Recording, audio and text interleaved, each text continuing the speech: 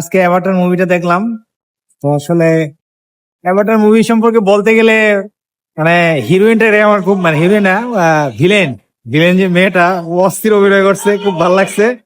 আর একটা মেসেজ যেটা সবচেয়ে সেটা হলো যে আসলে প্রকৃতির কাছে আমরা কিছুই না, প্রকৃতি চাইলে সবকিছু হার মানায় দিতে পারে।